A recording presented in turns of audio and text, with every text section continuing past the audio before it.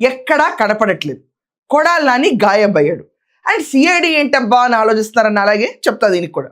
ఉపాధి హామీ పథకం కింద జగన్మోహన్ రెడ్డి టెన్యూర్లో మినిస్టర్గా వ్యవహరించిన కొడాలి నాని ప్రతి ఒక్కళ్ళ అకౌంట్స్ తీసుకుని దాంట్లో డబ్బులు పడేసేస్తే, ఉపాధి హామీ పథకం కింద వీళ్ళ కాంట్రాక్ట్లు ఇచ్చామని డబ్బులు నొక్కేస్తే వాళ్ళందరూ మా అకౌంట్కి డబ్బులు ఎందుకు వస్తున్నాయి సార్ అంటే, ఒక బడా ఫిలిం ప్రొడ్యూసర్ సినిమా తీస్తా అని చెప్పి తీయకుండా ఆపేశాడు.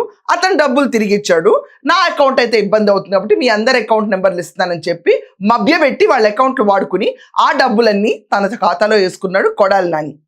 ఆ పర్టికులర్ ఇష్యూ పైన ఐటీ వాళ్ళు రియాక్ట్ అయ్యి అసలు ఈ డబ్బులు మీ అకౌంట్లోకి ఎందుకు వస్తున్నాయి అని చూస్తే, వాళ్ళు ఇమీడియట్గా బాధితులందరూ కొడాలి నాని దగ్గరికి వెళ్ళి, నానన్న మా పైన ఇన్కమ్ ట్యాక్స్ వాళ్ళు కన్నేశారు, అసలు ఈ డబ్బులు ఎందుకు వస్తున్నాయి అంటే, మీరేం కంగారు పడకండి, మీ అందరికీ డెత్ సర్టిఫికేట్ ఇష్యూ చేస్తాను, మీరు లేరని చెప్తే ఈ కేసులు లాంటివి ఉండవు అని చెప్పి మేధావితలమైన బెదవ మాటలు మాట్లాడి నొటోరియస్గా నిలిచిపోయిన ఉపాధి హామీ పథకం కేసులో ఇన్వాల్వ్ అయిన కొడాలి నానికి సిఐడిగా ఎవరు వస్తారు?